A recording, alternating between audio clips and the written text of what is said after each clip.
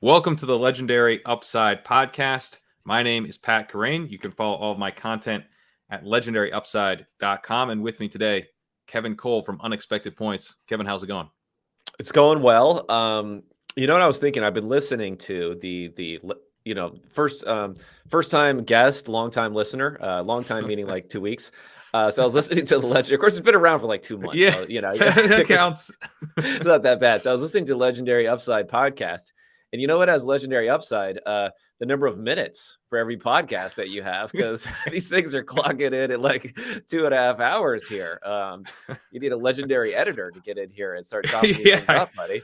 I do. Yeah, the mailbag pods especially go long. We had originally planned to do this later in the afternoon, and it's bumped up. So I feel like we've got. I know. I was 4 hours. I was like, this is a mistake. I don't have an out now. We were at hour 2.5 here, going through each one of these prospects. So I know for a fact. Let's do it. I'm ready for a long pod. I'm strapped in. I got my coffee here just in case. Bathroom break. I got a water bottle underneath the table just in case I need something. Good, because I don't have like a long agenda, but I did want to talk about both real football and fantasy football. So I don't anticipate this being like an overly short podcast. But yeah, let's I was on your podcast last week and we dove into some bold predictions. Nailed them. I had an extremely convoluted one involving Jonathan Mingo that actually hit. And we talked a little bit about kind of the real life stuff. And I actually wanted to get your takes now that we've seen the draft play out, a little bit on kind of the real life takeaways of what went down and kind of start there. Yeah, no, it sounds good. Yeah, we had our bold predictions. I tried to go extra bold and have like a whole narrative arc and weave into it. Maybe that was a little bit of a mistake. I don't even remember, but I think I was pretty much over on the predictions. One that was close though. And I have to give myself credit for like thematically maybe being close or positional or like directionally, is that I said no receiver would go before the 21st pick. And then I also said as a secondary thing, Zay Flowers would be that 21st pick. So I was wrong. Flowers in the top group, but we almost got to the 21st pick. So at least I was slightly right about the fact that the wide receivers might have fallen a bit, or at least JSN was really the thing, that he might go a little bit later than some people expected. Yeah, that was a good one. And we'll get to the JSN because I think the fact that he fell a bit has changed things for some people and created more of a conversation about, which wide receiver should be taken to fantasy first. But yeah, so I listened to your podcast after the draft where you were talking about, the reaches and the steals and kind of figuring out a way to grade these teams a little bit better. And why don't we just wait 5 years and then we'll know, why are we doing any what if they break out like Geno Smith in their 9th season? Yeah. Maybe that was still a great the Jets pick, nailed it. Jets, Yeah. But I kind of just want to get your kind of the summary in case anyone is not familiar of, like, you're talking about steals basically don't matter in the draft. And that, this is coming from a fantasy landscape. Like the people listening to this are probably used to value hounding in their drafts. We think that getting steals in ADP is actually huge, and there's data to back that up. But in fantasy, you're getting a steal relative to a market which has been established over the course of many, many, many drafts. And I just think it's kind of interesting to hear your thought on the NFL draft, which is just, we have a sample of one, and it's a sample in which the NFL is actually telling us new information. Yeah. I think that's an interesting contrast to say, like ADP and steals. So I'm much more a believer that, I guess when it comes to fantasy drafts, you have a wider range of knowledge and preparation and work that's gone into this. I mean, these NFL teams, and maybe this is also like part of the running backs replaceability discussion. It's not that like these running backs are bad or that these NFL front offices don't know what they're doing. It's just they all put a ton of work into this. So that's one factor. So to say that you have gotten a player 20 picks, let's say, after where he was assumed to have gone at a premium position, a position that other teams needed, a position that, out of those 20 picks, 5 or 6 of them were at that exact position. Well, now you start to go into the fact that not only was one team wrong, but 2, 3, 4, 5, 6 teams all had poor evaluations. And it's nothing that wasn't known on the outside. It's nothing extraordinary because his consensus big board rating was higher. Like, we all think about this. It's not a genius move to have gotten a steal on this because it kind of just lines up with consensus. So I think that's why, like, logically, it doesn't really work out. And then Timo Risque at PFF and others have done work to try to figure out empirically, have steals worked? And no, they basically perform right aligned with what their draft position is, not with what their consensus big board ranking was. Right. And when a bunch of people are passing on a particular prospect, it could be because of medical red flags or, character eval stuff that came back not great, or for whatever reason, it's like information that we don't know about. If like, Jerry Jeudy falls 2 rounds in your draft, it's not because everyone else in the draft knows, something about his medical eval. Like, we're all working with the same information. So it's kind of interesting. Like, from the outside, we've basically made guesses about how the NFL has evaluated these guys, but those guesses often basically prove to be wrong.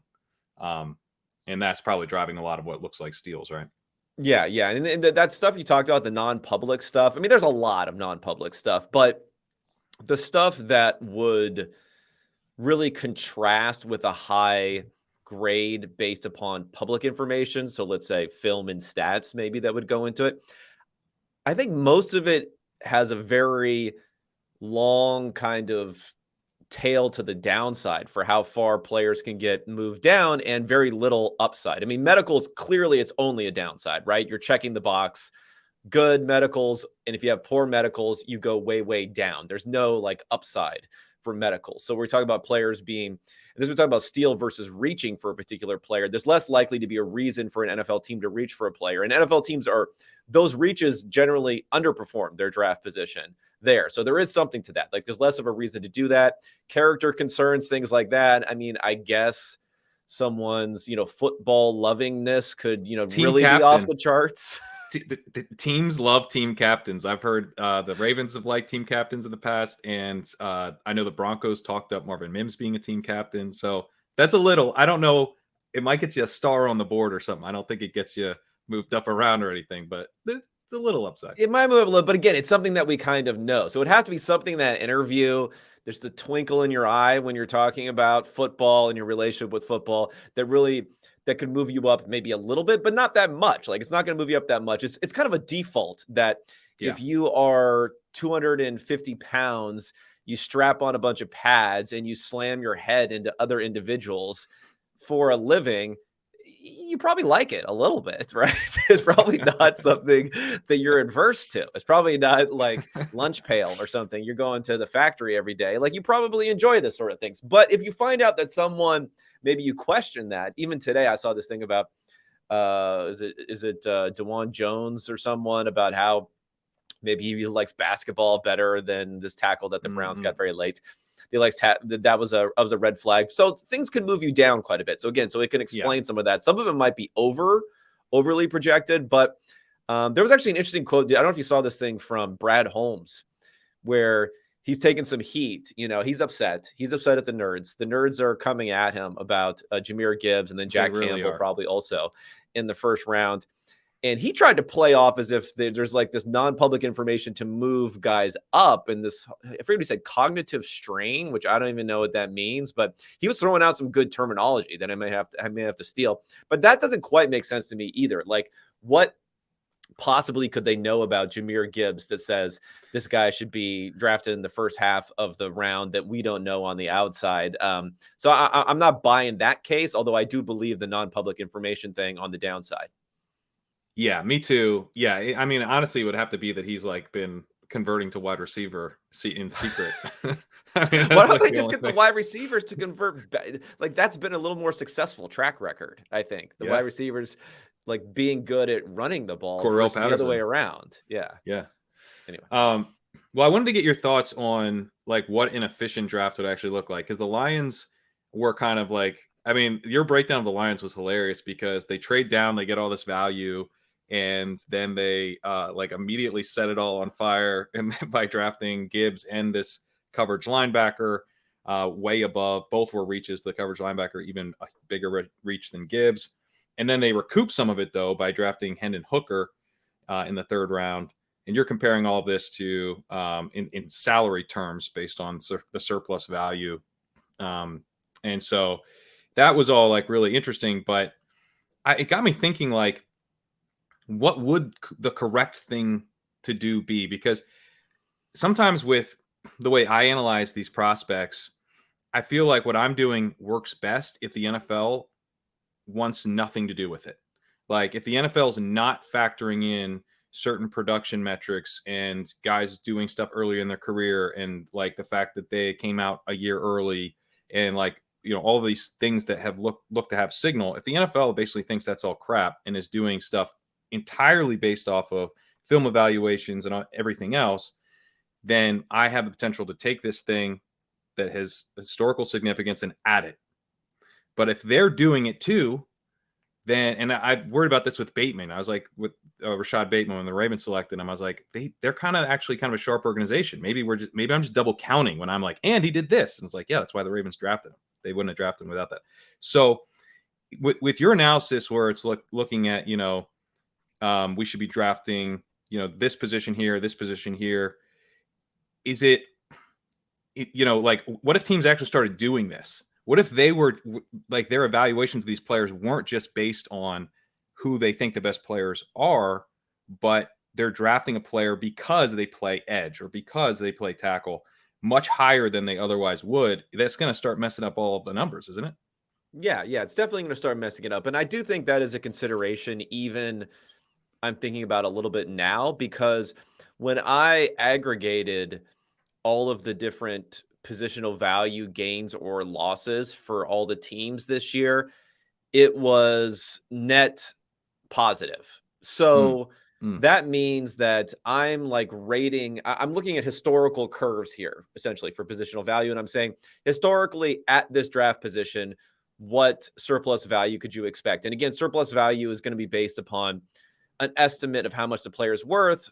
Part of that, most of that, almost all of that is based upon what these positions are paid on their second contracts, with some adjustment for the fact that, like, running backs on their second contracts, they probably are more productive on their first contracts than they're getting paid for on their second contracts, because it's a built-in expectation they're going to decline more precipitously than other positions and things like that. So yeah, it's based upon historical information of what's the surplus value at this pick minus the average surplus value at this pick. So there's something going wrong there, at least in this particular draft, that they were taking more of the high value positions earlier than they would have in the past. So then you have to start to look and say, these are adjustments that will have to be made going forward. Is like, now if I'm saying they're taking an edge at 35 in the draft, the beginning of the second round, if I would have said in the past that equals this type of surplus value because of what we've seen in the past with edge players who were taken around 35, well, if everyone shifted edge up the board, all of a sudden you're getting less player value for the same contract cost. So you're getting less surplus value. So it is like a relative, because you're probably getting a worse player. Yes, because you're probably getting a worse player because guys have been pushed up. Now, every year, like, edge number 6 isn't equal to edge number 6 other years. So there are other considerations you'd have to put into play. You can have deeper classes or not. But, you know, I tend to think that, you know, probably going with base rates for a lot of these things is better than like overthinking it. But that's part of it. And even when it comes to running back, a lot of people, the common question you'll get is, okay, if you wouldn't take Bijan Robinson in the first round, like, where is a good place to take a running back? And the thing is, according to my like calculation based upon the model that I have, where if it doesn't make any adjustments, it would just tell you should never take a running back anywhere, because if you take Bijan Robinson in the third round, then I'm projecting him as a third round type of running back, which is then a different type of guy. But if I said, oh, this is Bijan Robinson, this is a $13-14 million a year type of running back in the third round versus that contract, then it starts to look good. So you really just have to be very flexible with how you're looking at all these things. But I think the key is, like, at least have a non-opaque, non-intuitive sort of way of being able to quantify this, because then you could at least make adjustments. That's the thing that kind of annoys me with complaints about different analytical things. And it goes back to this whole philosophy of like all models are wrong, but some are useful. Like it has use. We know it's wrong. Nothing is perfect. Nothing has a perfect calculation. So how can we make it a little bit better? At least you can see what we're doing and maybe figure out ways to make it better, as opposed to you got to take Bijan because he's a top 5 talent. Like that means absolutely nothing. I can't argue against it. I have no means of adjusting that. It's just going to be that's the case, and you're left stuck without being able to really even have a retort. I do like the idea that as soon as Bijan falls to the 3rd round, your model goes, you can't take him. He's a 3rd round running back. It might stink. Yeah. Well, that's what's weird. And maybe this is also another adjustment you do to the model. It's like they're hammering teams for even taking running backs somewhat in the 4th round. And I think, again, it's like a median outcome versus mean outcome, maybe sort of thing. Like they probably look better on a median outcome sort of basis, but in that 4th round for the other positions, every now and again, a cornerback, an edge rusher, not a tackle as much, but a defensive interior player, one of those guys are hitting huge in the 4th round, and they're getting a huge second contract. Just doesn't happen at running back that often. So it's going to tell you on an average basis, just don't even draft a running back in the 4th round, because you're kind of forfeiting the opportunity to hit huge on one of these picks, even if it is a low probability event.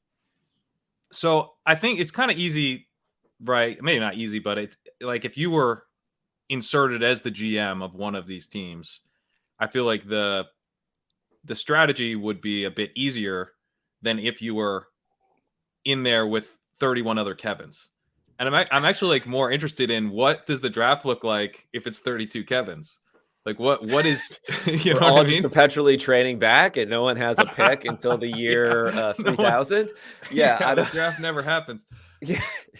There'd be so many trades. It would be like 4:00 in the morning and something's still going on. I mean, it would be pretty hard. It'd be pretty hard to do. I mean, this is when it comes down to, like, it becomes like player evaluation in a way, where I think these teams are really, really good at player evaluation. I think there's less differentiation, where it really just becomes coin flipping as to who's going to have and add the best value during a draft.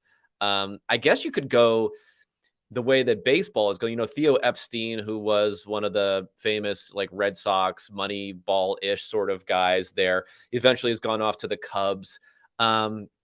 I don't know if this turn is because like everyone's, sick of analytics or this or that, but then he kind of has gone the other way the last few years, saying we need to, analytics has been pushed so far, it's table stakes, it's everyone's doing it, that we need to look beyond that sort of stuff to try to differentiate and look better in the future. So I don't know. We could get to that same point, but I think you'd have to be really, really dynamic with having a forward-looking model that adjusts based upon the new circumstances. It isn't just fitting your assumptions to what's happened in the past. That would be the most important thing. Let me ask you about like Will Levis in this 32 Kevin situation, because we have new information about Levis, which is that he's more of a 2nd round type of value than we thought pre-draft. We thought maybe he would be going very high in the draft. Falls out of the 1st round entirely, but he does play quarterback. The Titans get a boost from taking this position with the potential for a ton of surplus value. But like knowing that he's basically a 2nd round level quarterback, where would you be taking him as one of these 32 Kevins? Yeah, I mean, that's an interesting one. I mean, I don't know about you, but I kind of believe that the Colts, not that they would have taken him at 4, yeah, but they had to take somebody. I'm sorry. Like, no matter what you're going to do, I cannot see Chris Ballard come out of his 1st round press conference and be like, well, we traded down to 27 and we got a great cornerback, and, we'll see what happens next year. Like, they had to get somebody. So if someone would have traded up into that 3rd spot, I don't think they would have taken Levis at 4, but I don't know. Because the Titans and their interest, it sounds like the Titans' interest was more about Stroud than it was about Levis, because it dissipated once Stroud was taken as far as their willingness to trade into that 3rd pick.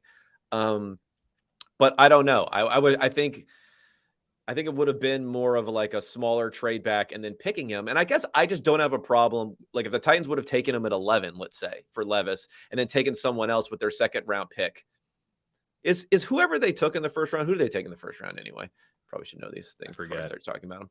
Skoronski. This guy could be a guard, okay? It's very likely this guy could be a guard in the NFL. Are you telling me tackle/guard Skoronski is going to make any difference to this future of this franchise versus how Will Levis pans out?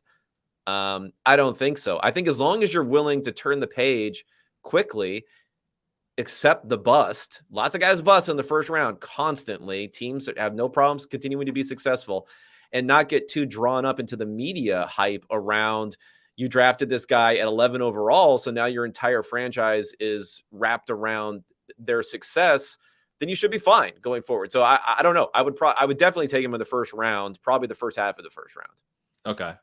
Well, let me ask you about the Colts, because it seems like they had maybe Richardson as the top guy on their board. I believe that was in the ESPN story that came out. Well, we'll never know. We'll never know until Richardson fails, and then they'll say that they had someone else at the top of their board. Yeah, it was really this one scout. The scout in that story is a hero right now, but we'll see how Richardson does. But like, you were really praising them for sitting tight. They get their guy. It certainly worked out really well. But a team did trade up ahead of them. They're lucky that it was an insanely bad trade for a quarterback. I mean, that's a pretty unlikely outcome. Maybe more likely than it should be in the NFL, but definitely you still can't count on that if you're the Colts. So, and I know that generally we're not great at predicting like quarterback 3 being better than quarterback 4. But in this case, there was a round difference of value between them. Like, should the Colts have just traded up to not for what the Texans paid, but like, at what point do you go up and say there's a round value difference between these guys? I'm going to make sure I get my guy. I know you're kind of averse to trade ups in general, and we're kind of like criticizing the Eagles for trading up a little bit to make sure they got their steal. But at some point, it would make sense to do it, right? No, it would. I would. I mean, it might have come off that way when I was talking about the Colts not trading up and praising for that. I don't know. That's a tough one. Like, I was honestly surprised, and I thought it was extremely risky that they did not do that. Now, the reporting, again, we really don't know anything, but the reporting, the Stephen Holder from ESPN, he has an article about the whole process. And it says here, got a little tense. Trying to find, maybe I'm not on the right article here, but it said that he had some information. Ballard had some information that the Titans were out after they were not trading into 3, but he didn't know who else necessarily was trading into 3, but he thought because the Titans were out, he felt good about it. But there's still risk there. I don't think the Cardinals are telling them who's trading into it. And it sounds like he might have done it. We saw the trade compensation that they got from the Texans, the batshit crazy trades compensation they got. So he would have had to outbid that, whatever that was. Like Cardinals still could have gotten Will Anderson at 4. So that would have been worth more, what they would have taken for it. But I don't know. With that sort of compensation, would they have wanted 2 second-round picks or something to move down 1 spot? Maybe it was something insane like that. So I'll give Ballard credit for not coming off of it there, but I do think it was risky. But in some ways, at least it shows that's always been Ballard's thing, is not necessarily, and some people are praising him for saying, oh, he went for Richardson, the risky guy, and he's not a risky evaluator. I don't think we have that sort of idea of Ballard. We just know about Ballard that he has been willing to pull a 3 first-round pick trade up to go get a quarterback in the past. And if anything, what he did here was very much aligned with what he did in the past. They didn't want to give anything up, even for moving up 1 spot to ensure they got the guy. Yeah, and it seems like they were pretty into Richardson, and then there has never been any reporting that Shane Steichen isn't into Richardson. It was maybe like, oh, maybe Irsay isn't, maybe Ballard isn't. So sitting tight and taking the guy that, your coach wants seems like, pretty conservative move. Well, I mean, what may have helped him also on this is, again, this Levis thing, right? Mm-hmm.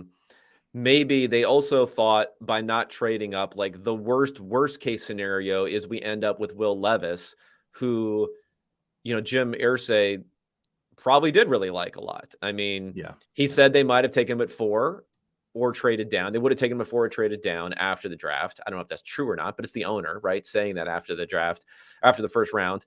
And then he had that insane tweet where everyone thought I hacked his account, and I was saying they should double up on quarterback. Do you know what I'm talking about? Or yeah.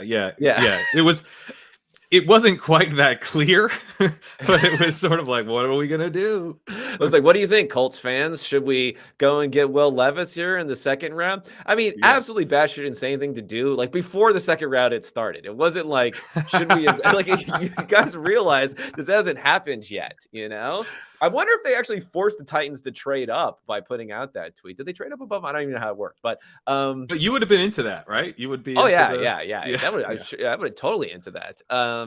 Well, I mean, I don't know who again. You just have to think about this thing. I know everyone wants to focus on, you're throwing away this pick and this and that. Of course, the Indianapolis, which I love, they traded back. So they traded back from 35, then they traded back again from 38. So they picked up some picks with that one, and then they end up taking Julius Brents, a cornerback. What is this guy going to be? Fucking Jalen Ramsey? No, like I'm sure he'll be fine. He'll be a fine player. So again, I don't. People are insane. It's like the Jalen Hurts thing. When I had the Jalen Hurts article, and Eagles fans were so upset about not drafting a safety or something for their defense. Like it's like rearranging the deck chairs on the Titanic if you don't have the quarterback right. Yeah, and I think that's what people don't really understand. You seem a little heartbroken that they didn't actually do it. It would have been great. I mean, it would have been great for content. It would have been great for my personal brand. Amazing for content. It would have been great for my personal brand. People would have gone insane. You know what? Because I actually sent out a tweet earlier that day that I knew it wouldn't happen, but they should consider doing it. Like I sent something out, and Colts Twitter, one of these Colts guys found it, and I had, like 14 or 15, not too bad. Who knows? It's probably higher now. I had like 15 or 16, all quote tweets, 0 retweets. I hit the quote tweets will get you. Yeah. I hit the perfect game there. Perfect tweets is when you get 100% quote tweets and no retweets. Perfect ratio game. Yeah. And they were all just like, that's so dumb. That's so dumb. That's the dumbest thing I ever said. That's dumb. And I'm just like, okay, you guys have no points, no arguments, no anything on there. And it would have just been funny to hear everyone treating the guy who was the 4th overall pick and the guy who was the 35th overall pick as if it's like an equal quarterback competition or something like that. It's like, no, you spent a lot more on him. Like it's not a huge deal. It's a 2nd round pick for Will Levis. We don't have to always treat quarterbacks like they're like people are going to treat Levis as if he was a top 10 pick if he starts, as far as when they should be playing him this season. It's like the dude's a 2nd round pick. The Titans like blow 1st round picks every other draft who they get nothing out of. Yeah, quarterback's weird. Like on the Swolecast, I was, talking about how the Falcons should be trading up for a quarterback in the 1st round. And, it's like, but don't you have to see what you have in Ritter? And I'm like, no. I don't think you do. I mean, you can still see in training camp. Yeah, still give a chance. You don't have to cut him. Yeah, you don't have to cut him immediately. Right. Yeah, but getting let's say Ritter was clearly a backup to they trade up and get Stroud or whatever. Like getting a very solid backup on a rookie contract in the 3rd round seems like a pretty good move, right? Like that. But people don't really want that. It's like if you take a quarterback, he's got to eventually turn into a starter for you. Yeah, that's the thing. And the objections to this, again, I put out an article earlier this year about like Justin Fields, and maybe I was a little too eager because I think I put it out like 30 minutes after the Texans won that last game, about the Bears needing to consider taking a quarterback. And he said Bears fans are not happy about that. The guys are still walking off the field. You're already writing Fields' obituary. Yeah. So they needed to take a quarterback there. But the objections that you get, and I think it's from even like smart-ish, it's not dumb people. It's not like they're dumb. It's not that they thought through everything and then they've come to this conclusion. It's just like a reflexive sort of thing. They'll be like, yeah, you can't develop 2 quarterbacks at the same time. It's like we have had so many different quarterback rooms that have had multiple, like even Hall of Fame level caliber quarterbacks at the same time. These guys have been competing in high school, in college. They've emerged. Like there's no evidence against any of this stuff that it's true, but yet people just really, really believe that the way things have done and the way things need to be done. And I don't know why people are so against it reflexively. Because if you just say why to everything that they say, they'll never actually have a real concrete evidence-based reason. It'll just be because you can't. Yeah, I think there is a lot of that. Like when Jalen Hurts was selected, I was like, what are the Eagles doing? And like your article on that actually made a lot of sense was I found very persuasive at the time, but it was like one of these things where I was like, I just hadn't even like thought of it, like, oh, you're just trying to maximize your chances of finding an elite quarterback. And it really is as simple as that. And it is funny. Yeah. Because you said on one recent podcast that the Cowboys had a couple like really highly drafted quarterbacks when Aikman emerged. Is that right? Yeah. I mean, this is maybe the closest historical analogy, because we're talking about like if the Bears were actually going to use the number 1 pick, let's say on Bryce Young or someone like that. Because so people would go nuts. Yeah, people would go nuts. I'd love it though. So the first so Aikman, so Jimmy Johnson takes over. That first draft that they have the number 1 overall pick. They take Troy Aikman. Then in the supplemental draft, the second pick of the supplemental draft, they take Steve Walsh out of Miami, who I think was actually like Jimmy Johnson liked him. I think it was like one of these things where ownership was on one side, Jimmy Johnson was on another side. And the way those supplemental picks work is if you use a first round pick in the supplemental draft, you lose your first round pick in the next draft. Well, the Cowboys went 1-15 that year. The one win was actually with Steve Walsh. So they lost another number 1 pick. So they really spent 2 overall number 1 picks on quarterback the same offseason. So it's not even 1 year staggered, the exact same offseason. And then midway through what was both their second years, they traded Walsh to the Saints. They got a first, a second, a third, and like a future second. So they got a pretty good haul for him eventually when they trade him away. But that's really the only incident that we can find that's fairly similar. And then they were kind of the most dominant team of the next decade. So like it can't work. At the very least, we can point to that and say, hey, it looks like it worked. Yeah, that is interesting. And it's also, I mean, obviously like the draft capital wasn't there, but like the greatest quarterback of all time did emerge from behind Drew Bledsoe, who was a clear starter. So like even, I thought we were talking about Patrick Mahomes behind Alex Smith. Well, I mean, there you go too. They had Alex Smith. He had to emerge too. I do look forward to the day when I can say the greatest quarterback of all time, and I mean Patrick Mahomes. I think that's coming. Yeah, I mean Patrick Mahomes, clearly he couldn't develop right as a backup on the scout team. He fucking won the MVP his second season. I mean, like I don't understand how people can make these arguments. Actually, someone did make them. He's like, well, he learned from Alex Smith. I was like, oh God, it'll never stop. It'll never stop. People's objections will never stop to this. Like quarterbacks generally, they're good because they're good. That's mostly why it is. Yeah, circumstance matters. Yeah, learning, development, that sort of stuff, whatever, that sort of stuff matters. But most of the time, they're good because they're good quarterbacks. And when quarterbacks change from one circumstance to another, they normally stay pretty equal to what they were, much, much closer to what you see like team results and how they develop guys really ends up working out. Right. And so if you're taking multiple stabs on finding a guy who turns out to be a very good quarterback, then you have a better chance of ending up having taken. You're just not hurting their chance of becoming a great quarterback. Again, Breeze and Rivers were Rivers sat for multiple years, and then while Breeze was there, obviously we have Favre and we have Rodgers. I mean, you could say even Kirk Cousins was behind RG3. They were taking the same draft class at least, but yeah, you don't have a lot of guys that are taken that close together. But you have many examples of multiple quarterbacks who were good on the same team. Young in Montana, right? Where there's just little to say that these guys can't be good or they can't develop. Like, do we think a college quarterback who comes in as a freshman and doesn't play his first 2 seasons and is starting in his junior year is going to play the exact same way they would have played when they were a freshman. It's like, of course not. Like, of course they developed and they got better during those 2 years. It's just, it happens all the time. Yeah. Well, I have a few shares of Jordan Love on my dynasty teams, and that's made me feel better about that. But He let's stinks move. though. He stinks. Let's face it. Oh, come on, Kevin.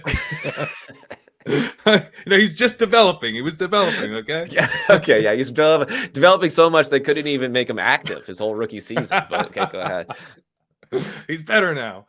All right, let's talk running back, because this is and you put out an article on the running back class in terms of your model, and very interesting running back results here, both good and bad for fantasy purposes, mostly bad for real life purposes. The NFL not controlling itself at all. We were told first round running back was a thing of the past. We've got 2 top 15 running backs in this class. But yeah, let's talk about those guys. Bijan Robinson goes 8 to the Falcons. He shows up in your model with a 98.2 score. Jahmyr Gibbs, not too far behind, 96.5. You have them both in tier 1. I guess let's talk with Bijan real quick. Like, how does he compare to some of the other former model greats? Yeah. So this goes from the 2009 draft class through all the way this year when it's looking at the percentile, and that's their percentile. Draft position, whatever. It's going to drive most of everything there. So it is pretty closely aligned with what you might see based upon like the highest drafted running backs. So he doesn't trump guys who were drafted above him, at least according to the profile. So Saquon Barkley, who went 2nd. Christian McCaffrey, did he go 8th also? He might have. So McCaffrey is above him, though, still in the projection because of the receiving work that he had. Ezekiel Elliott, who went 4th, and Leonard Fournette went 4th, I believe, or 5th. I think 4th. Yeah, I think 4th too. So like he's still below those guys. So maybe he doesn't get like a bump up even higher on there. And I think the stuff with Bijan's profile that puts him in people's minds as being even higher probably isn't something that's going to show up in the straight numbers anyway, right? Like he was pretty good as far as his dominance, but wasn't like off the charts as far as his dominance is concerned. Size, speed definitely checks the boxes, but is not, crazy in that regard. Right. And then the receiving is just going to ding his profile, whether, these guys think that, Bijan's going to be out there like running post routes or something like that in the NFL, the way they talk about him. And I just don't, I'm sure he's great. I'm sure he's fine out there receiving, but at least from a pure like analytical perspective, he doesn't go up there. So he's pretty high, but I was actually surprised that Gibbs was almost nearly as high as Robinson. And I think that might be a little bit of the model not knowing what to do with a guy who is 199 pounds and drafted 12th overall. And McCaffrey, while significantly and materially heavier at 209 pounds with a strong receiving profile, has been such a success by the numbers his first few seasons, which I'm really looking at here. Maybe a lot of that is kind of like bleeding over into Gibbs's high score, where I think the ceiling is compromised. And, I think David Montgomery is like a lot better than, let's say, Jamal Williams or someone like that also. Yeah, that's probably true. I think he's certainly more versatile than Williams. I mean, the seasons that he's had in his career, like those are beyond Jamal Williams's ceiling case. I mean, he's had like 800 to 1,000 rushing yards every single year. And 2020, I mean, he had a legitimate like top 12 season, right? It was even better than that, I think. Where, like Jamal Williams, no matter who his running back competition was never going to be able to do something like that. Yeah, and I think I've made the case that in Dynasty, like part of the argument you're going to hear with Gibbs is, look, he's going to be worth a lot after his rookie season. He's going to flash, it's probably be a good offense, and he's going to catch passes. And so people are going to be excited about heading into 2024, which I agree with. But so will you, the guy who drafted him. So I don't think, and I am someone who preaches trying to target guys with future trade value. But I think Gibbs has pretty low odds of breaking out into like a workhorse, elite fantasy producer as a rookie because of the weight issue. I think he is going to have to put on weight. But I think at the same time, I'm pretty interested in him because even though I know I'm going to hold him into his second year and basically the bet is I'm going to flip the cards over on what he ends up being before I'm able to move off of him or willing to move off of him. But the upside on what he could be does strike me as really high. I have McCaffrey coming in at 202. I think Ray Rice came in under 200 pounds. Gibbs, I forget how old he is, but he's pretty young, right? Yeah. I mean, he's not he's coming super out old. as a third year guy. Yeah. So I guess Ray Rice is your BMI guy, though. I guess if you're going to talk he's a about bit shorter, right? those things. Okay, I would say, what do you think about like Javid Best or something like that as being a comp? I mean, Lions, similar. I'm looking at his rookie year, and where did he end up? So he ended Lions, up, right? yeah, he was with the Lions. I guess it depends. I mean, maybe we'll look at PPR to give him a little bit of a bump, because I feel like this could be a bit of a like similarity. He only played 15 games, but still 15 out of 16. He was running back 20 in PPR, 563 yards on 172 carries, 80 targets. So DeAndre Swift, I think, has been in the 70s a couple of times recently in how many targets he had. 58 catches, about 500 yards, and then 2 touchdowns. So we just didn't have many touchdowns, and that kind of kept him down. But again, like, he was an exciting, fun player. People really liked him a lot. But, again, running back 20 was that sort of outcome. Now, he's smaller even still, so maybe you could say maybe Gibbs really could go into this role. But I guess the presence of Montgomery doesn't, and the way they talk about him, it doesn't make me think he has that sort of upside to be like a McCaffrey or a Ray Rice. Not this year. I mean, but both McCaffrey didn't have his breakout until second year, and Rice was very, very quiet as a rookie. I'll give 2 comps. One is insanely bullish, and one is very, very bearish. But Jamal Charles is a guy people float out there, and he came in at 200, 5'11", 200, ran a 4.38. Great pass catcher. So that's kind of your to the moon comp. David Wilson is a name I'll also mention as a guy who was at one point extremely valued in dynasty leagues. I mean, this guy back in 2011 was, I believe, a first-round dynasty pick overall. I don't mean in rookie drafts. I mean like in startups.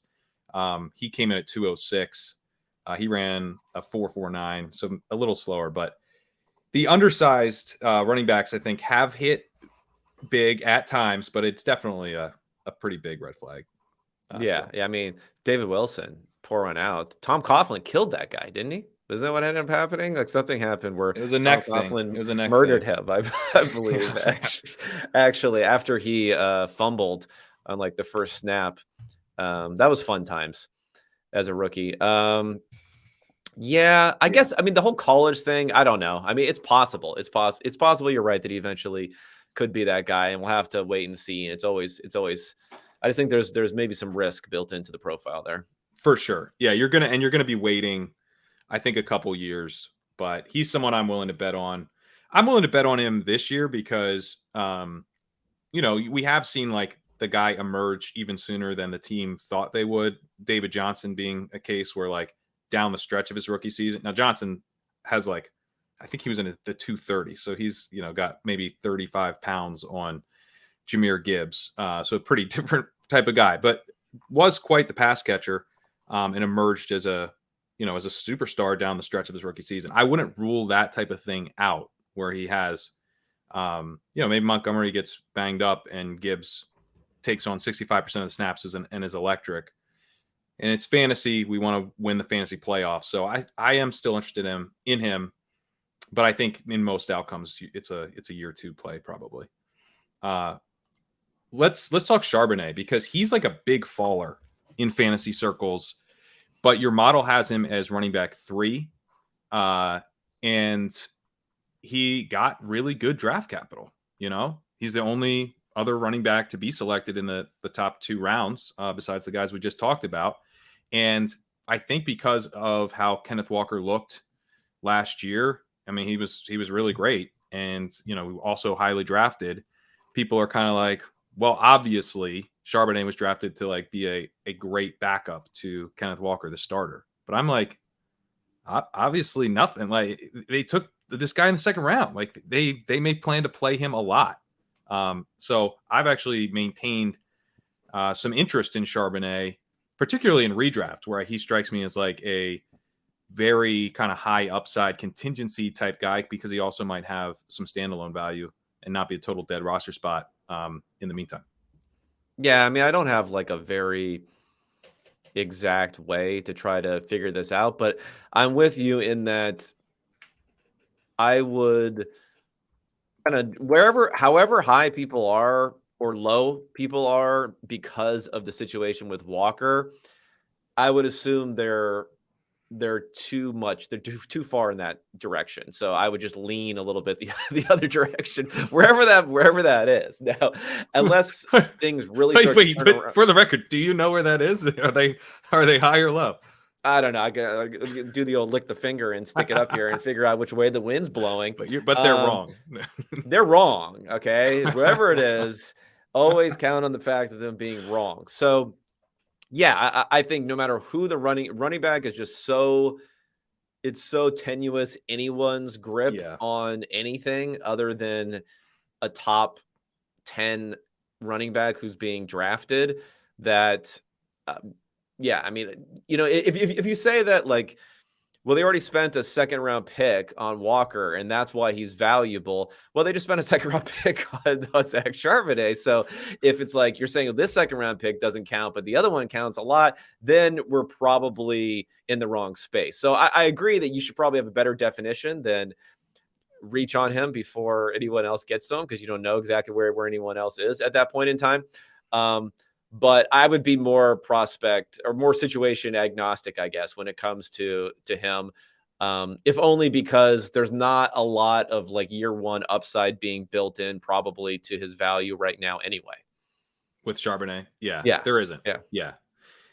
He seems to be falling a bit in drafts, which I kind of where is he going right now? I mean, are you like strictly super flex? Everything's super flex now. Is that what's happening? I'm kind of behind the curve on the game. I'm in all these old school leagues. So in super flex, he's going. I haven't done any super flex. I haven't done any rookie drafts yet. My first one kicks off tonight, but I think he's going kind of behind Devin Achane in like the early round 2 range. I could be slightly off. I wouldn't do that. Okay. You wouldn't do that because it's too early? We'll talk about that, but yeah. Or you wouldn't take Achane ahead, is that what you mean? Yeah, I wouldn't take Achane first, yeah. Okay. Well, and then in best ball, Zach Charbonnet currently has an ADP of 101. Kenneth Walker, this is on Underdog. Kenneth Walker has an ADP of 37. So big gap.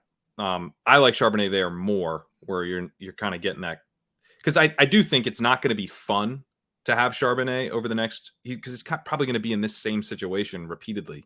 So it's never going to be someone that people want to trade for, people are all that excited about.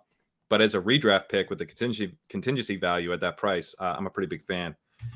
Devin Achane, he's up to 119.5 in best ball, and I've been talked into putting him one spot ahead in my Superflex ranks. So I'm actually a part of these idiots who are ranking Achane over Charbonnet. Tell us how we've lost the thread. Yeah. Well, okay. So here's one thing about the Dolphins. We don't really know. I guess there's some possibility they could actually lean on one running back, but like Mostert's pretty good. He was pretty effective for them. I mean, he almost won them the game in Buffalo, week 15, with how he played, but he's just like brittle, right? He's just going to get injured all the time. So doesn't it seem like extremely logical that this is just, hey, we have another guy who could make some explosive plays. Like we can have an explosive running offense, basically, is what they're trying to do there. And then, everything can shift around, obviously. But when we're talking about Tyreek Hill, Waddle, I guess they don't really have Gesicki around anymore. But, last year, Mostert got 42 targets. Wilson got 24 targets. Fullback, there's a lot of fullback love in there. Chase Edmonds got 17 targets. I mean, he's not a lot to go around there. So I guess that's part of my concern in that offense too, is if there's not a lot of targets, drafting the, 180 something pound running back is like your floor case may be a bit lower than what you think. That seems fair. I did get excited. I went and watched the press conference, and Mike McDaniel was basically saying he had fallen in love with Devin Achane. It was like he wouldn't stop trying to get them to draft him. And I had to remind myself that of Joe Williams, who Kyle Shanahan banged the table to trade up for a guy who was previously not on their board. So, he's a different person. Never seen from again, I think. Never. After that. Yeah. Mike McDaniel's not Kyle Shanahan, but maybe he inherited that same trait of getting a third round running back who never does anything. Yeah, that could definitely be a possibility. But again, it's just like, what would I don't know. If they're smart, like I love Mostert. Like, why not have him and then just run a couple explosive guys? I mean, it's possible. I don't know. I mean, I definitely, that's one of the things where I think I've erred on the side of opportunity more often than just looking at like the general macro environment / if one or two contingencies go correct, what you could hit sort of situation. Because even a situation last year when we're talking about why is the name escaping me now of the Texans rookie who was pretty good? Dameon Pierce. Dameon Pierce. Like even Dameon Pierce, like everyone was completely right about that. And he did have a pretty good year, right? He did have a pretty good year. At the same point in time, like the offense just sucks. He had 4 rushing touchdowns, and it was a really good upside year, but it's like it's still only so far you can get, even if everything goes right in one of those sorts of situations. So that's what I'm worried about in some areas when it comes to a guy who's 180 something pounds in particular. Well, is weight what's knocking him down? Because in your model, like, it's not just that he's behind Charbonnet clearly, it's that he's with guys like, and actually when I say with, I mean behind guys like Evan Hall and Deuce Vaughn. So he's like pretty far down. He's not even he's like 2 tiers below Charbonnet in your model. Is it the weight that's driving that? Because he was pretty productive, especially in his final year. He was kind of a workhorse, which is weird given how small he is. Yeah, I guess his numbers are maybe a little low for total yards and touchdowns. Not particularly, but you're right. He has the rush attempts there for that type of number. I guess his receiving share is maybe a little bit low, but he has 3.6 receptions. So yeah, you're right. I guess it just must be the combination of draft position and weight in that type of area hasn't been in that type of area of the draft. We're talking about like the later third round has just been very strongly like a role type of player as opposed to someone who really emerges in those first few years. Are there any guys in kind of the tier above that that jump out to you? I think Kendre Miller has kind of caught the eye of the fantasy community a little bit because we're expecting an Alvin Kamara suspension. Jamal Williams was always kind of someone that like people were reluctantly drafting. I think I'll speak for myself. I certainly was not all that excited, but like, hey, this guy might give me some early season production. I could use that given the way I've constructed my team, etc. But Kendre Miller now offers a little bit of that. Certainly as a rookie, he'll probably come on somewhat slowly, but it could be a long suspension for Kamara. And then maybe down the stretch, he's like a 2-down guy if Kamara's, playing ahead of him, but seeding some of that early down stuff, as we've seen Kamara do throughout his career. He's kind of interesting, but it's also like the type of guy I could see is starting to overvalue because his prospect profile is fine, but it's not that great. Tajay Spears is someone like relative to Miller that I think might get a little overlooked. Tank Bigsby's kind of interesting as kind of a handcuff type. Any of those dudes jump out?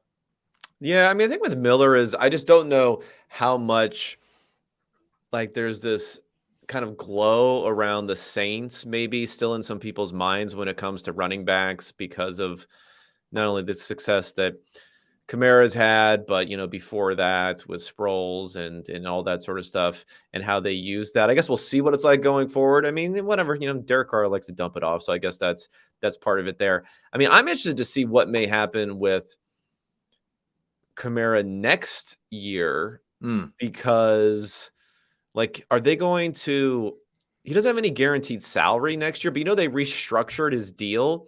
So I guess if they're willing to just eat the dead money, they could. But if they cut him next season, well, I guess they could do post June 1. But if it's pre June 1, it's only about 1.6 million in savings and 17 million of dead money. If they do it post June 1, it flips around a little bit there. So I don't know. Is Kamara still going to be around for all of 2024 also? I guess that's a question. Yeah, that's definitely interesting. I mean, their cap situation is a nightmare. So I would imagine that if they can move on from him, especially if he's coming off the suspension. Also, Kamara might be kind of over the hill. A lot of the stuff that I was looking at efficiency-wise was flashing pretty concerning stuff on Kamara. So that would be kind of interesting. And you definitely get a trade window at least. Like if Kamara was going to get cut, if that was the word, that might start coming out next February, and you might be able to trade Kendre Miller before you even know what they do in free agency in the draft. So that definitely makes him a bit more interesting. No, I mean, I think he'll have a functional offense. So I think he probably has, even with Tajay Spears or Roschon Johnson, those guys, like Spears is going to be a play if it's likely the Titans turn the page this season, which maybe they should because they have like a new GM and Vrabel's safe for forever, probably in that franchise. Like if they decided to go trade or cut Tannehill, trade Derrick Henry, then you're in a Will Levis offense with, Treylon Burks is out for the first 6 weeks because of a hamstring pull, and Don't do that to Treylon. Come on. and they're throwing it to Nick Westbrook-Akine is out there, and Levis is taking a sack every other play. Like don't forget about Kyle Phillips. Kyle Phillips in the slot. It just might not be fun there. So, and then the Bears, like I just have no faith in the Bears being a good spot for a running back with Justin Fields there. So yeah, he's definitely my favorite guy in that tier. Is being able to work in that offense. Again, like the macro environment, like if he has that role, then it's much better there, I think, than in those other spots. Is there anyone you've got a tier called the rest, which unfortunately contains Izzy Abanikanda, who I was pretty hyped on before the draft in the NFL. So it told me I was wrong on that one, unfortunately. And then he goes to the Jets, and any long-term upside is gone because he's going to be behind Breece Hall. But like I was a little disappointed to see him here in your model where he's like behind Eric Gray and in a tier called the rest, because like I was like, well, at least maybe he gets a little run early in the season. He's got contingent value, but per your model, that might be optimistic. Yeah, I mean, again, the model, we're splitting hairs here, kind of in a way. If once we start to get down into this sort of area, I think it's the lack of receiving work that probably is hurting his projection for someone who's taken that late to have any sort of early career impact. There's just too many guys who are, 215 plus pounds, didn't catch the ball that much in college, and then are drafted on day 3, and then, literally kind of like posted zero their first few years. So it makes it difficult. What do you think about Chase Brown? I'm kind of interested in this guy. And I like his profile. I like his profile because the knocks on him are like that he's just not good at being a running back. And I like that stuff. I like when a guy gets dropped for not being good according to like film. When I look at him and I'm like, he catches a little bit, he runs fast, and he's decently big. That's like checks all my boxes. He's very athletic. Breaks a lot of tackles too.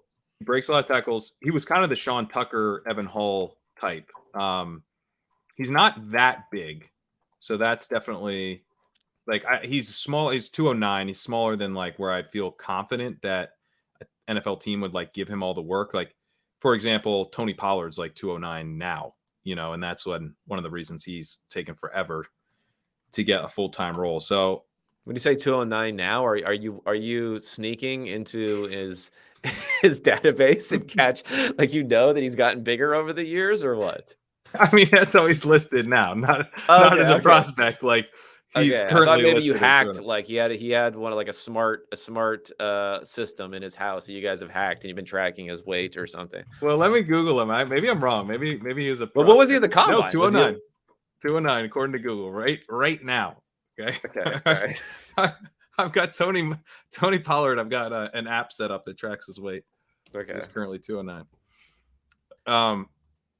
Chase Brown's been a little bit difficult for me. I'm actually rated ADP with him according to Underdog, but the thing with him is that there's a lot of interest in trying to figure out what's going to happen with the Bengals, because if Mixon doesn't get suspended and is basically the regular starting running back, he could have even more value than he did last year, and he's an amazing value where he's going right now. But if Mixon gets suspended, then Brown has a pretty big opportunity, particularly because like the profile that you laid out with him, it reminds me of guys like Benjamin, dudes who don't maybe get the first opportunity, but when they get the opportunity, they're fine. And he can consolidate touches and be like a really strong kind of contingent play. But the contingency in this case isn't just injury. It's all this uncertainty around Mixon's legal status and how much the team even wants him there.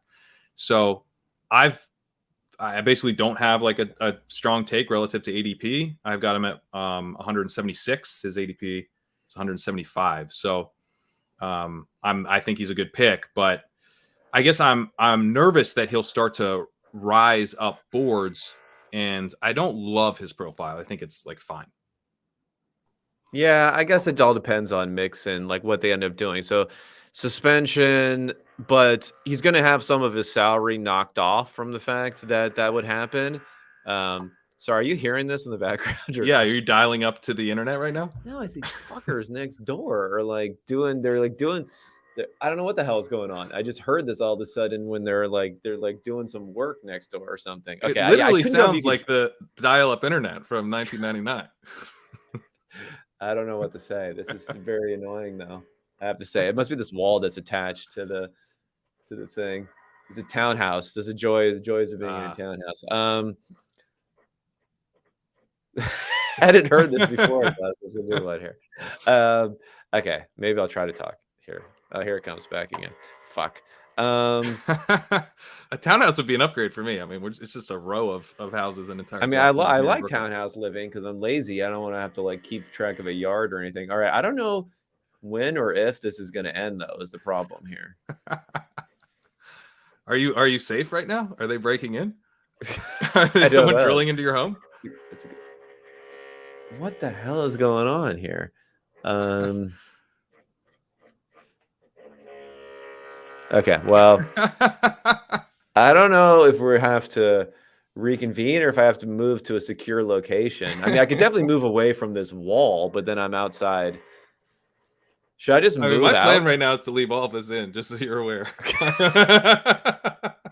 Should I talk over it? Or is this going to ruin the experience? Yeah, no, just talk over it. I think you're fine. I mean, if you're listening to this podcast, you've heard a million sirens, so I don't, Okay, maybe I'll if I position the microphone in this direction and then it's more like away from the wall, that's not helping. That made it worse. Yeah. Okay, so let me give a talk here. So Mixon, pre-suspension, $9.4 million salary this year. Okay, $9.4 million.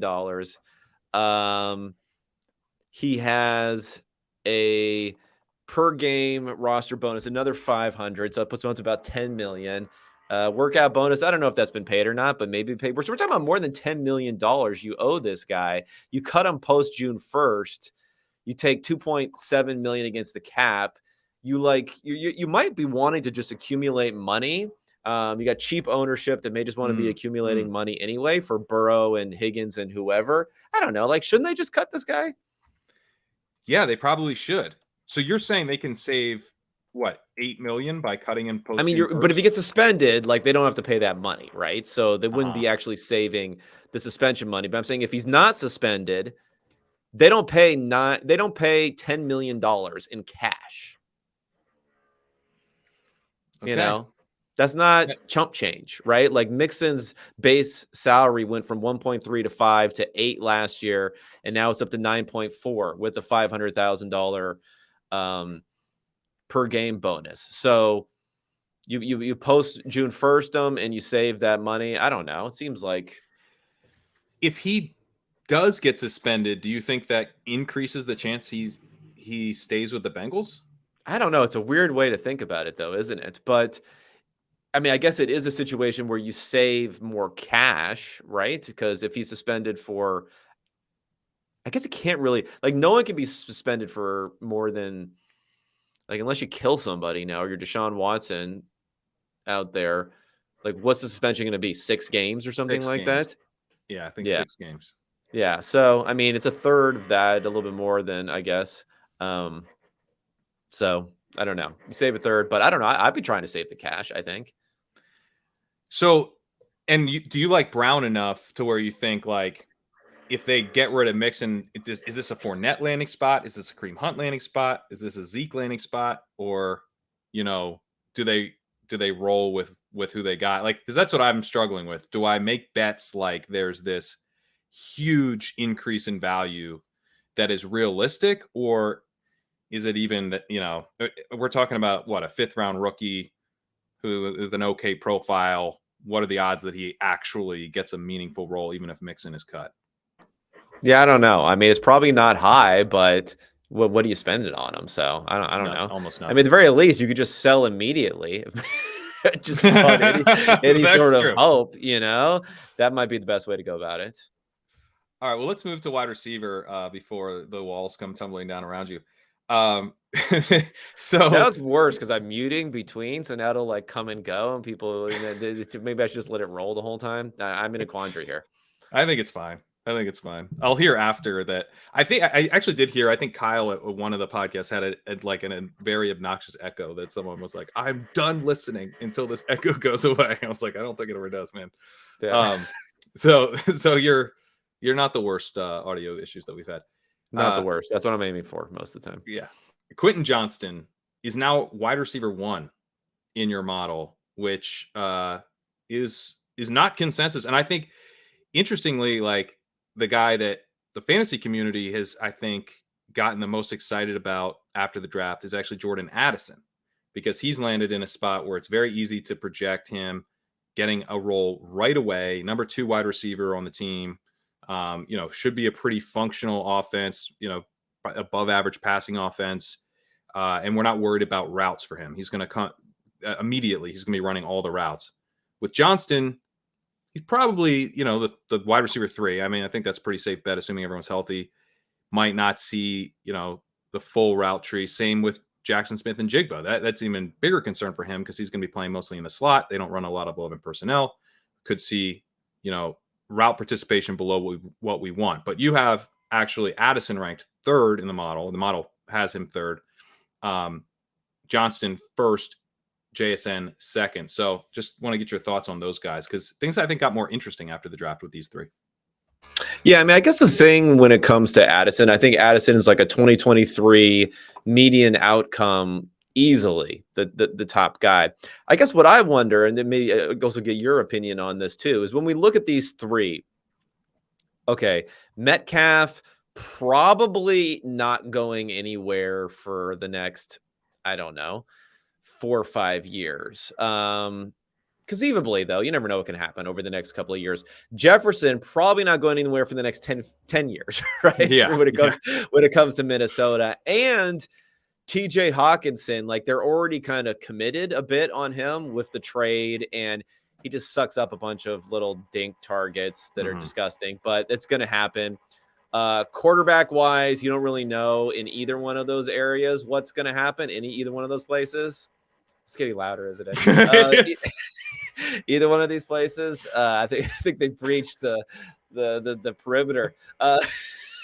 Either one of those places, you don't know what's going to happen. So for me, it's like there's some possibility in like a year that Mike Williams and Keenan Allen could be gone. Not a strong possibility. There's definitely some possibility in 2 years both of those guys will be gone, and there's 100% chance that Justin Herbert is still going to be there. So I don't know. Like, I really like those potential like tailwinds outcomes that you could get with Johnston, even though he's number 1 in the model, but I would not have him as the number 1 receiver in like my own personal rankings. But it's sometimes, fading myself in my opinions is something I'm happy to do. That's a pretty interesting one because, I had not realized how easy it is for the Chargers to get out of Mike Williams' contract after next year, and they save a bunch of money by doing so. He's got a $32.5 million cap hit next season. And they could both be gone next year. Yeah. 2024. And it could just be like, we need to save money for Herbert too. And all of a sudden it's like Josh Palmer and Quentin Johnston, and they're like drafting another receiver or something. Yeah, that's pretty wild. And I mean, Keenan Allen, there were a lot of rumors about him being a cap casualty this offseason. I think the odds that they get rid of him next year, especially if he struggles with the same kind of injury stuff. And I mean, he's getting up there in age. It would not be surprising. It would almost be surprising if he's going to be 32 in 2024. He's got a $34.7 million cap hit. I mean, he will never see that money. They're going to restructure that. Or I think it's, in some ways you might even say that Keenan, this may be Galaxy branding in it, but I'm wondering if he's even more likely to be on the roster than Mike Williams, because he'll be like, okay, whatever, I'll take a pay cut just to stick around. I'm cool just playing out my career here, versus Mike Williams is going to more want to go get another payday at a younger age. I agree with that. And Williams is also, he's entering, I think he'll be like 29 when this all comes to pass. He's 28 now. So we're talking about him kind of entering his age 30 season in 2024. I mean, that's his last chance to get any kind of real big money. So I think, yeah. And I guess he would sign that contract at 29 years old. So a team could talk themselves into him not being 30 yet. Yeah. I mean, the downside, I'm going to talk directly into the mic now. The downside is if like the Chargers like go to the Super Bowl or something, I don't think that they'll be somehow forced to like bring everyone back or do something and dumb. So they'll probably do that. I like that. I mean, because Quentin Johnston struck me as a true boom bust wide receiver, but I had the same feeling about T. Higgins, and like my gut was kind of like, oh, he could be a bust. He could be a bust. Like, don't take the risk.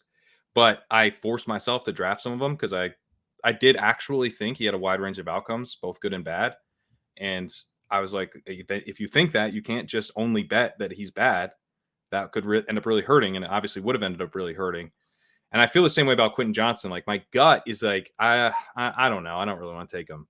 But I mean, this is yet another reason to think that the ceiling is pretty massive. He's the clear wide receiver one in a year. Yeah. I mean, I agree. And I was with you on Higgins. Maybe we were like, everyone was anti guys who can't separate or something. I remember thinking at that point, I was like, oh my God, this guy, someone mocked him to the Eagles, I think it was. And I was like, there's no way this guy's going to end up another Arcega-Whiteside or someone. Why would they ever take that? Now they got to take Rager. These are idiots if they take Higgins. Yeah, Rager's explosive.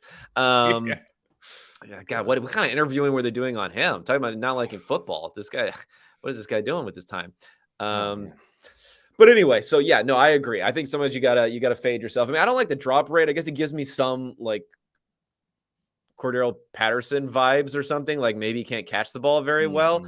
And I wasn't really excited about his 40 also when it came to being like whether he's actually explosive or not, or whether we just got fooled into that somehow. So but saying all that, a year from now, there's a possibility that we're just getting pretty excited about that. And I kind of think Josh Palmer's like not good also. I mean, maybe some people still like Josh Palmer. He was definitely bad by efficiency, like any sort of efficiency metric you look at.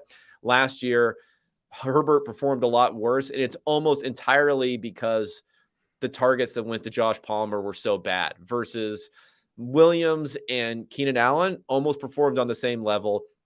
Palmer bad, and then Eckler, like his targets were extremely inefficient, which is probably not him. It's probably like more the offensive system or whatever versus the prior year. Yeah, I'm with you. I don't think Palmer provides, or creates all that much of a barrier to playing time, especially with the draft capital. Marvin Mims is a guy that your model's pretty high on. I like Mims a lot. To me, I think like maybe kind of a sneaky good situation where like you want to talk about a year from now, how many things could change. I mean, Russell Wilson stinks this year. He's gone. I think it's pretty clear that Sean Payton came in there and was like, this is my show. Yeah, if I yeah. don't. I mean, Sean Payton's in a no-lose situation here because if Russell Wilson's good, it's because Sean Payton fixed him. If he stinks, it's because he's unfixable. Right. So you see the sirens are going now. So I've got us covered We're on the noise as competing well. here. This is good. Yeah. Yeah. Yeah. I'm gonna bring some cymbals in here pretty soon and start doing something. I believe in New York. I think we can win this noise competition. Yeah. Let me ask about. Well, I don't know. Tell me about Marvin Mims. Well, this ambulance or whatever. Mims is one of these guys. I don't know if you have this phenomenon. Like I can be such a contrarian sometimes that I'm like contrarian on myself, where I'm like, I like this Marvin Mims guy. He's gonna go in the who knows where he'll end up going, but it won't be that Dude, early. And he'll you're kind probably of a end up mess. going in the late third round. And then, and then he goes in the second round. And I'm like, I don't know if I like this guy anymore. He's like, it's too early. That's too early for me. Like, I get discouraged by the fact that they go earlier than I thought they were going to go. Does that ever happen to you? Yeah, you should stay away from mirrors, man. That's just like you start yelling at yourself. Yeah, I know. I got issues. Same thing happened with Jaden Reed in this one. I'm like, I can't like this guy anymore because he's been drafted too early. So I don't know about Mims. I guess the question with Mims is, what do you think about this deep threat type of profile in the NFL now? Because for me, and this is what my model's picking up, guys who had very large yards per reception, very good yards per reception, who didn't necessarily have great production, have been picked out in the model as guys who had outperformed in the NFL. But that's really, like, when we look at this sample, it's really the guys who were more in the 2009 to 2015 sort of guys versus what we've seen over the last several years. Guys like Odell Beckham didn't have a ton of production, but I think he averaged 20 yards a catch, or Demaryius Thomas or someone like that had a super huge efficiency on those catches. So it likes Mims because Mims has the 20 yards per reception without having great necessarily career or peak share numbers. But does that not work anymore? I mean, I tend to say maybe it's somewhere in between, but I think some people might think that based upon the fact that we haven't really seen these deep threats be able to convert to larger target gathering, valuable guys in fantasy recently. Yeah, and that was the pushback on the mailbag pod I did. Jacob Sanderson pushback on my Marvin Mims love because of that exact reason. He's kind of an undersized deep threat, and that I think is a bit of a concern, especially for his ability to earn targets. I guess what I would hope is that he basically showed an ability to get open, and he can win deep and intermediate, I think. And so if he's able to, maybe that deep ability points to an ability to win at multiple levels of the field, in the NFL, not just. Well, he's fast too, I guess. He's very fast. Like De'Ami Brown or someone like that. It's like he wasn't even really fast, right? He wasn't really that fast when he timed. So, and even KJ Hamler, I feel like he's been open a lot. He just has it. Right. He drops it. He's got little dropsies. But dude gets open down the field. Yeah, for him, he struggled with so many injuries and kind of like multiple coaching changes and stuff, where I think he's just going to be a what could have been. But I mean, I like getting the first wide receiver that Sean Payton drafted, the guy he traded up for and took in the second round. They did pick up Jerry Jeudy's fifth-year option, but they don't seem particularly tied to him. They could end up trading him, even having picked it up. Sutton is a guy that has been shopped around. Tim Patrick could get cut.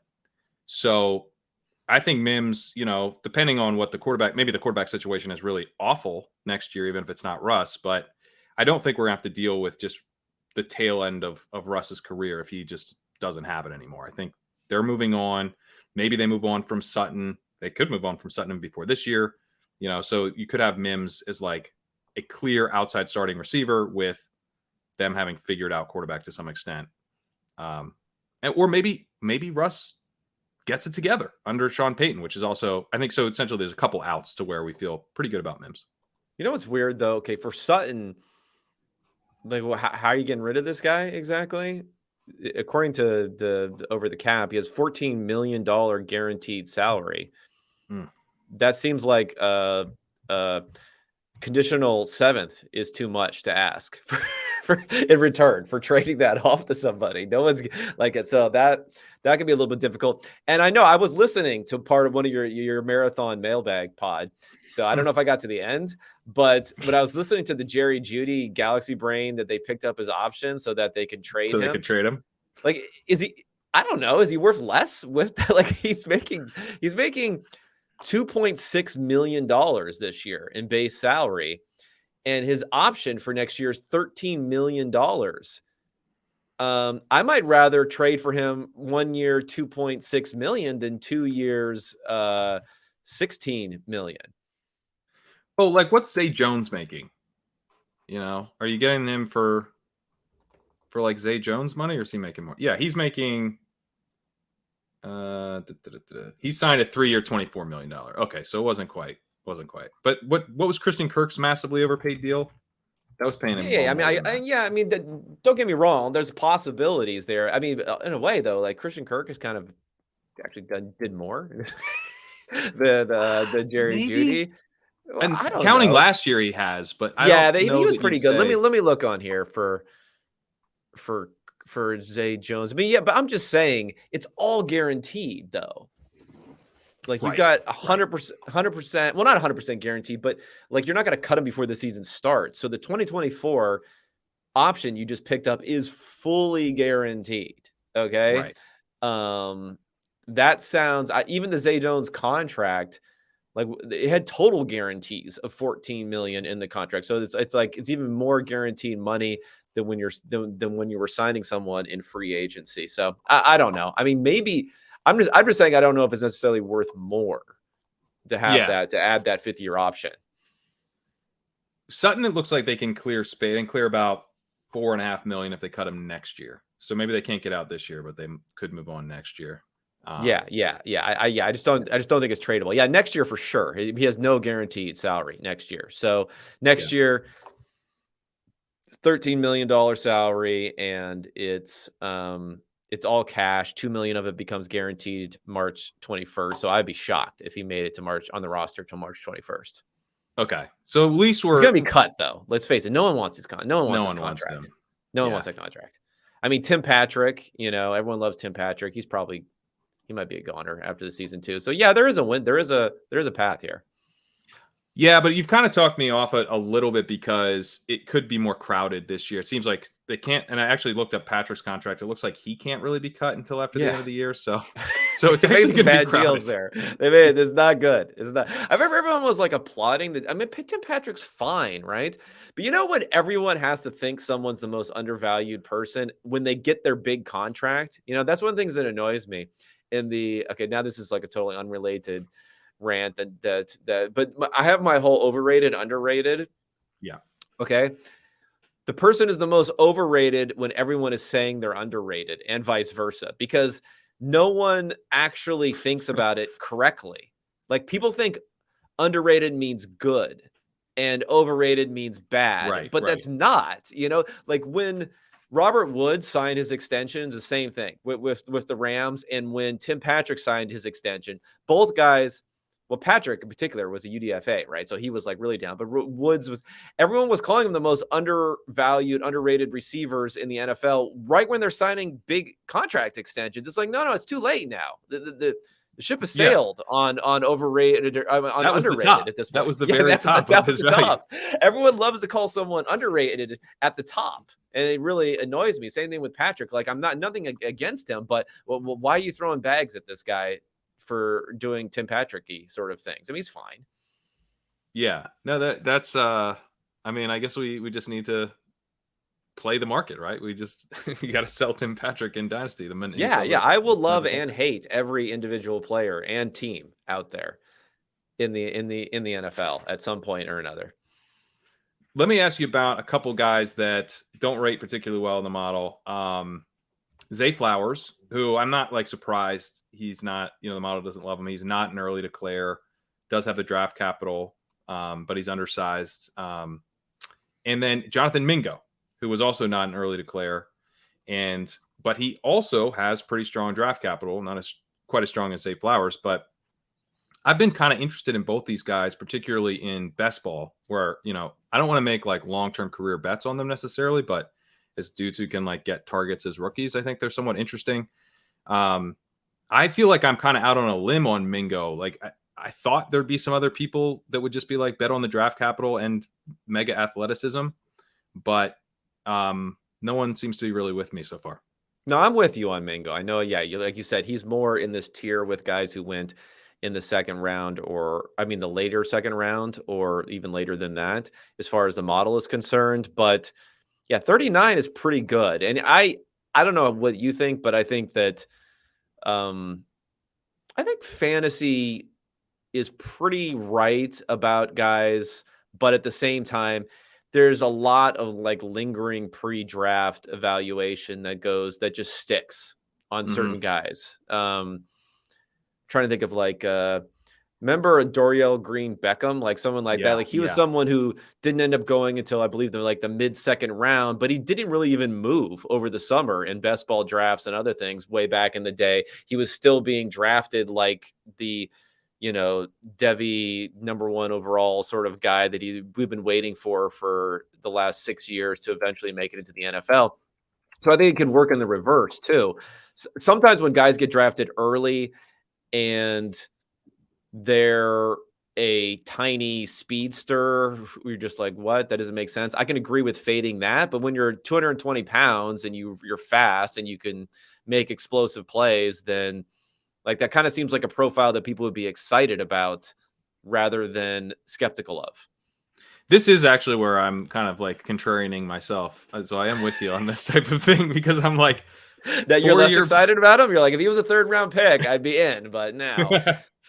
Well, no, now that would be the next level. But I'm just like, normally I'm like, 4-year guy, doesn't have the production. But then I was sort of waiting for the market to come around and be like, but we still love him because he got drafted 39th.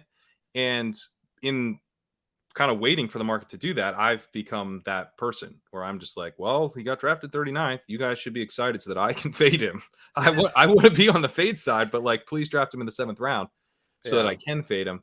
Where he's going now, I think he's. If it would have been Tillman, I think people would have gotten excited. Yeah, but I mean, Tillman's a 5th year. He's got the same red flags. But people seem to like him, though. I don't know. At least I don't know. Anecdotally, I found like people seem to be a little bit higher on him. They're Spider-Man meme to me.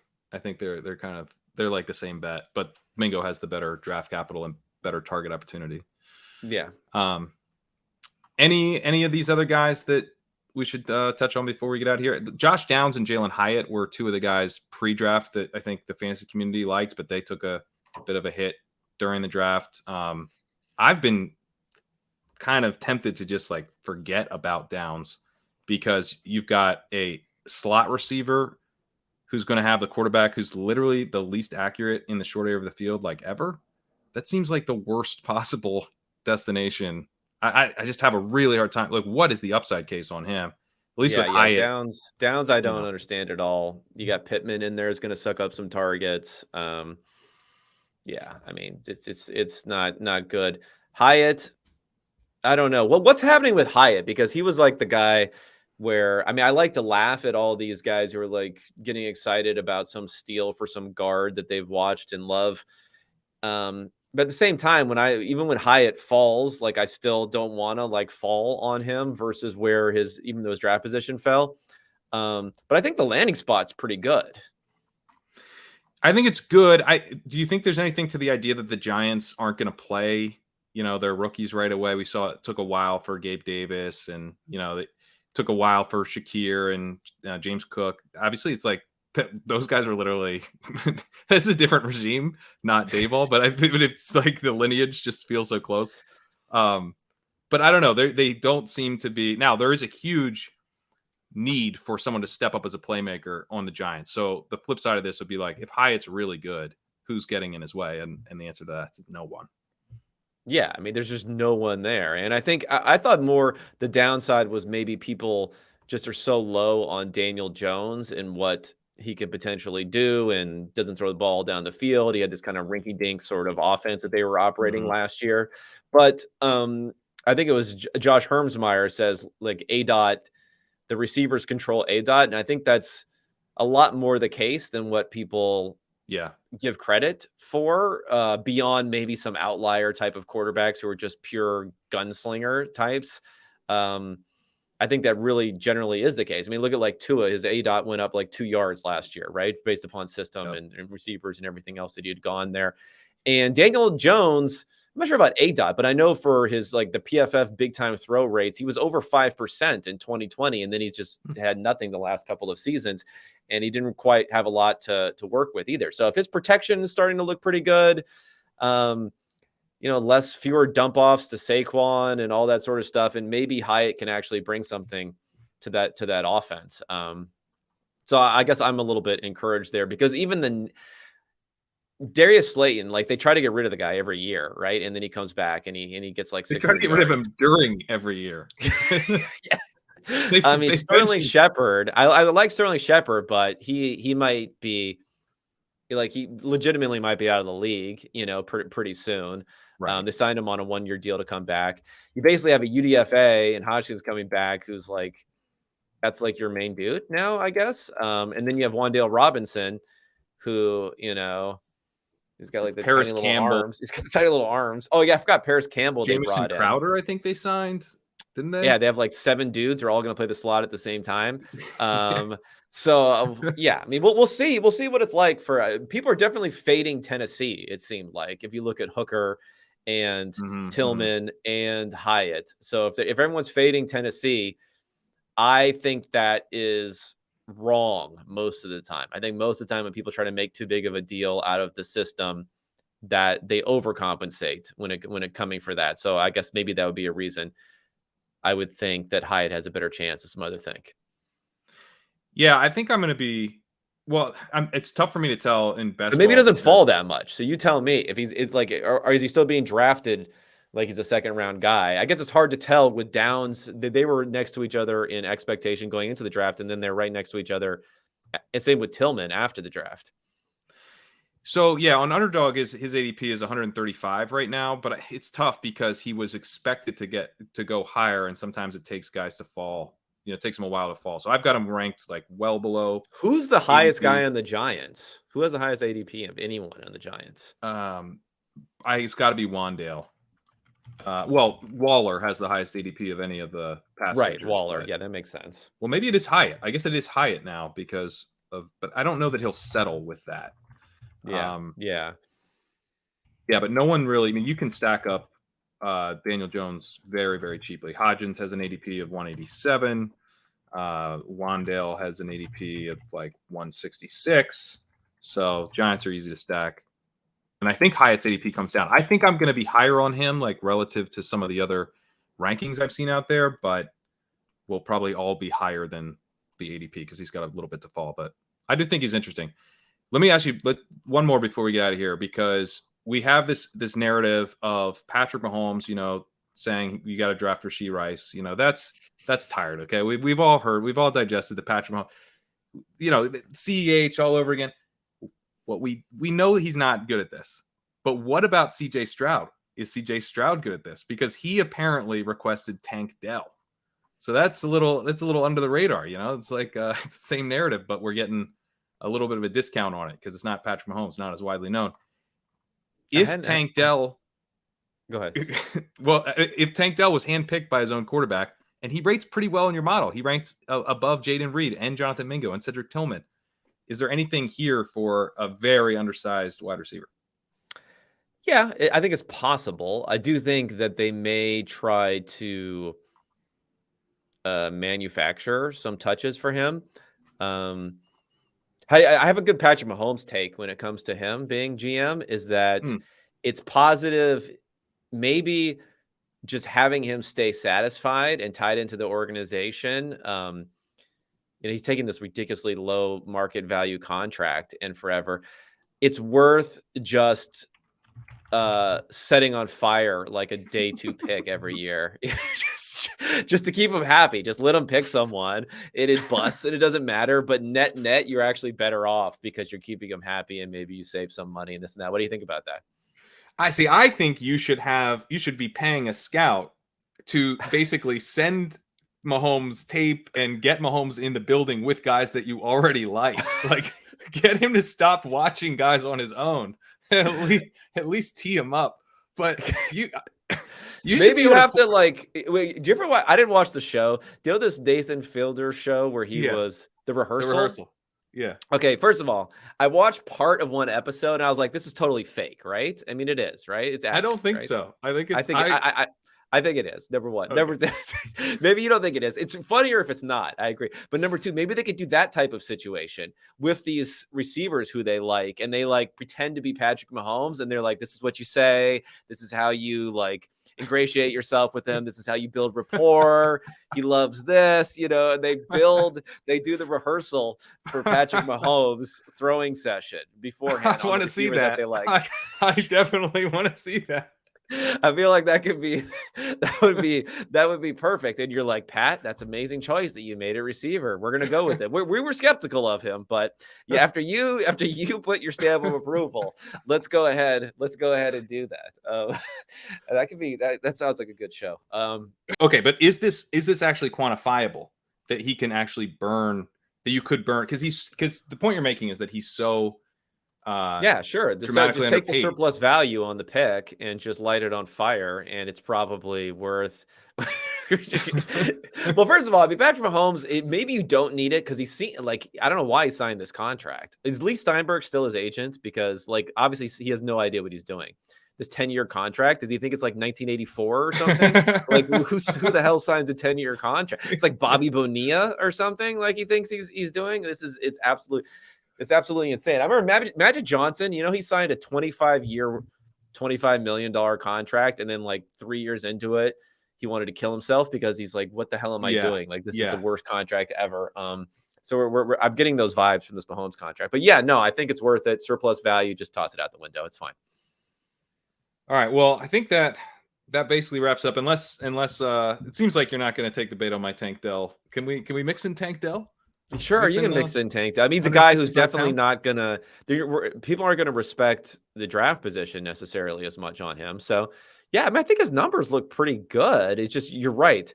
He's one of these really, really small guys. They're playing indoors on turf. That probably helps a little bit for him. So, yeah, sure. I mean, I don't know. It's like, there's not a lot of competing opportunity cost here where we're talking about guys in some of these areas. So sure, why not? Give me the case other than CJ Stroud. Well, I guess I'm just thinking like, what's gonna? CJ Stroud also low S2 score, so he like can't process, so he just throws it to Tank Dell every single play. I literally can't see anything but Tank Dell. You know. I mean, Nico Collins is someone that I think kind of won out of the draft, but I'm just like, who else is going to even play for the Texans? So, and like, honestly, like, you know, Tutu Atwell getting out there and looking actually okay. Yeah, why don't they play him? He actually does stuff when he's out there. At one point, he was averaging like 30 yards per target or something. I was like, can we get the ball to this guy more often? I know, because like he was kind of the guy who's like, okay, basically there's a model override and it's around, you know, it's definitely at 155 pounds, but it probably starts earlier, you know, where you're just like, I don't care what it says, you're too small. But now I'm like, I don't know, maybe in this Shanahan style offense, he could be a little fun. He's basically a name that like, I don't think people should forget about. And, you know, the fact that I saw him here above Reed and Mingo and Tillman made me, you know, slightly interested. So, and above Rashee Rice as well, which is, you know, all those guys are going to go, especially Rice and Reed and Mingo will go well ahead, which they should. But that's why it popped in my head. But that was a marathon pod as promised. We did it. We had still on the light side for you. I'm still bringing down the average. I think I'm still bringing down the average here. Well, you know, we got sirens. We got you're right. It was a little padded actually with your break. Yeah. We can't count that. We can't count the fat there. Once you trim the fat off of here, once you trim the stuff that's not worth it for the audience, it'll be like 45 minutes. Yeah, that's true. Nice and tight. But Kevin, tell the people what you got going on at Unexpected Points. Yeah. So you mentioned I sent out wide receiver, running back. models. I did my rankings for receivers and quarterbacks that kind of incorporate that and other stuff pre-draft. I don't know. I guess maybe I'll do it again for wide receivers. I don't think anything's really changed for quarterbacks because I already had Levis as QB4, and then I don't think Richardson is going to fall below Stroud for me based upon this. So I'm going to keep stuff there. Obviously, a lot of content going into the summer, getting ready, trying to focus a little bit more on what would be betting markets when it comes to futures, best ball, that real sort of something we can really dig our teeth into over the summer. Also going to try to throw in, at least podcast wise, to have some interviews with some people that are doing analytical work in other sports. Oh, cool. Whether it's soccer or basketball or a bunch of other people who I listen to, where I kind of want to even talk to them during the season, or during the lead up to the draft. But I try to focus mostly on the NFL. But I'm just fascinated with what people are doing in other areas. So I'll probably write up all of that stuff and talk about that a little bit more during the summertime. Yeah, that sounds awesome. Sometimes I want to break from like football, or like I want to break from fantasy football, but then I'll like listen to your pod. So it's like, it's like I'm getting a break from like the hardcore fantasy stuff, but it's still football. And I like the idea of, I'm getting a break from football, but it's basically just, another. But now we have best ball. Now we got best ball though. So it's just inescapable, right? Even during the summertime, if people are really going to be talking about it. I don't know. Like, I still think it's fairly niche, right? Yeah. Are you saying we're early? Is that what you're saying, Kevin? No, I'm just because I'm always thinking about, I think we get a very warped view, like perception of how things are because we're in these like little niche sort of communities. Yeah. Like for instance, even when I was at PFF, they had, I don't know how many, 250,000 subscribers to their for their YouTube. And I would put out my podcast on there. And now I'm putting out podcasts on my own YouTube, which just hasn't started up for that long. And it's got, 500 and something people subscribed. And like, I'm not getting that many fewer views that I was getting on this huge thing. So even PFF, which you think is like an analytical sort of venue, it's just like most people are really just football fans and they just like a little bit more information in a certain way. So same thing with best ball. It's like most people are just season long fantasy football people. And even if best ball is growing a lot, it's like growing from a fraction of a percent to a higher fraction of a percent of the people who are kind of like interested in fantasy football. I agree with that. I do think that it's getting big enough to where I think like the DFS people are eventually going to like basically all be in. Because I think a couple, like last year, it felt like there was some contingent of DFS guys who were like maybe not playing a ton of best ball. And I'm sure there still are. But it feels like more and more, it's like if you're taking this, if you're thinking through fantasy like a game where you're actively trying to make money, then why are you not playing best ball at this point? I think we're kind of hitting that part of the curve. Yeah. I always thought the big holdup was just you don't want to tie up your money for that much time for these guys who want to turn it over so often. I think that is part of it, but the GPP style of it for me, I mean, it's not, it is you are tying up money, but it's like at least you're tying up $4,000 to try to win 3 million, so it's a little bit. That's a good call. Yeah. Cause like tying up all this money in like the MFL 10s and things like that. Yeah. I could see. I could never do that. That was boring to me. I just couldn't. Yeah. Like, God. And it wasn't even about tying up the money. It was about like doing slow drafts to be like, oh, sick. I won $500 this year. I think I actually did pretty well on one of those years, but it was more, it's more boredom, just pure boredom. Yeah. Doing those sort of drafts. So I got to get back into it though. I got to get back into the best ball streets. I haven't been in it that much this year so far. Well, you set me up, Kevin, because I just I got to tell people that I'm now partnering with Underdog. If you're signing up for Underdog, use code LEGUP. You get a deposit match up to $100. They'll match 100% of your first deposit. And if you sign up for Legendary Upside, which you can do for $69 for your first year at legendaryupside.com/early, you will get a $50 Underdog credit added to your account. So that's if you're using that credit, it's like functionally $19 for your first year. Pretty good deal. Go ahead and go over to Legendary Upside, take advantage of that. The credits are limited. They're not giving away just an unlimited amount of these. So you gotta get it while it's hot. But Kevin, thanks so much for joining me. This was awesome. All right, thanks, man. All right, I've got to find the music.